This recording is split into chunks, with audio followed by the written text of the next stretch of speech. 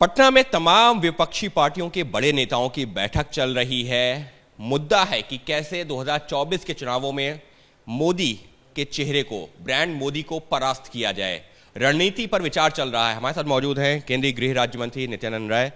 नित्यानंद जी, जिस तरीके से रणनीति बनाई जा रही है, ब्रांड मोदी जो कि इस वक्त जो है एक बहुत बड़ा ब्रांड है, तमाम विपक्षी पार्टी भी उसको स्वीकार कर चुकी हैं, इसी वजह से तमाम लोग मिलकर के साझा रणनीति पर काम कर रहे हैं। अब देखिए, अब उनकी रणनीति सत्ता की लोलुपता के आधार पर है, परिवारवाद पे है और विपक्ष के पास न कोई नीति है न कोई नीयत है। इस देश के लोग मान चुके हैं कि नरेंद्र मोदी जी के नेतृत्व में ही देश का विकास संभव है और देश सुरक्षित रहेगा और देश का मान सम्मान देश और दुनिया में बढ़ेगी।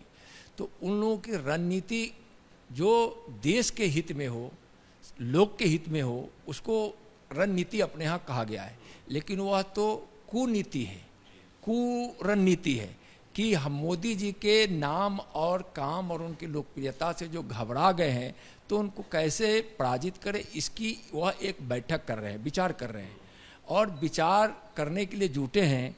और वहाँ विचार जो निकल कर आ रहा है कल से पटना के शहरों में, वह है कि एक दूसरे को नीचा दिखाने के लिए अपनी पार्टी और अपनी पार्टी के नेता को प्रधानमंत्री के उम्मीदवार बनाने के लिए सभी एक दूसरे से रेस लगाए हुए हैं। केजरीवाल जी ने दिल्ली में जिनके जिनके चेहरे पे कालिख पोती और कांग्रेस ने जिन जिन इस देश के नेताओं को, राज्य के नेताओं को इमरजेंसी लागू कर जेल में डाली और कांग्रेस के उसी भ्रष्टाचार और लोकतंत्र की हत्या के कारण सब लोग कांग्रेस का खिलाफ किए थे। आज अगर एक साथ बैठे हैं, इसका मतलब क्या है? जनता जानती है, कुर्सी, सत्ता, भ्रष्टाचार और अपने परिवार के लिए, इससे ज़्यादा उन लोगों का कोई मकसद नहीं ना उनके पास कोई नीति है। तमाम राजनीतिक दल जो जुट रहे हैं उनका ये साफ तौर पर कहना है कि 2024 में अगर हमको जो है बीजेपी को और मोदी को हराना है, यानी कि प्रधानमंत्री नरेंद्र मोदी को सत्ता से हटाना है, तो एक ऐसी रणनीति बनानी होगी जहां पर साझा तौर पर बीजेपी को चुनौती दी जा सके। मुमकिन लग रहा है? देखिए, वोट जनता देती है, सत्ता और सरकार जनता बनाती है। जनता एकजुट हो चुकी है माननीय नरेंद्र मोदी जी के नेतृत्व में, उन पर विश्वास करते हुए 2024 में पुनः उनको प्रधानमंत्री बनाने के लिए कमर कस चुकी है, संकल्पित है, एकजुट हो चुकी है। और दूसरे तरफ महागठबंधन के लोग, विपक्ष के लोग, नेता एकजुट हो रहे हैं। नेता के एकजुट होने से एक विधानसभा नहीं जीता जा सकता और नेताओं के एकजुट होने से कुछ नहीं होता। कोई फर्क नरेंद्र मोदी जी की लोकप्रियता और उनके आगे प्रधानमंत्री बनने पर कोई रोड़ा नहीं बन सकता। इस देश की जनता नरेंद्र मोदी जी को प्रधानमंत्री बनाने के लिए एकजुट हो चुकी है। लेकिन सर, चर्चा जो है विपक्षी पार्टियां ये भी कर रही हैं कि अभी हम साझा तौर पर चुनाव लड़ते हैं, अभी हम चेहरे पे बात ही नहीं कर रहे हैं। इसी वजह से नीतीश कुमार के पहले चेहरे पे बात हुई, बाद में तमाम पार्टी के नेता कहने लगे कि नहीं, चेहरे पर तो बात ही नहीं है, वो खुद प्रधानमंत्री अभी नहीं बनना चाहते। अभी पहला मकसद ये है कि कैसे सब एकजुट हो, एक समान विचारधारा पे आए और बीजेपी को हराएं। देखिए, कोई भी विपक्ष में नेता ऐसा नहीं है जिसको एक दूसरे को नेता मानने के लिए दूसरी पार्टियां तैयार है और विपक्ष के पास न नेता है न नीति है। विपक्ष के लोग कहते हैं कि राजनीतिक, सामाजिक, प्रशासनिक नेता, अच्छा है कि उन्होंने कहा है, देश और दुनिया देखी है।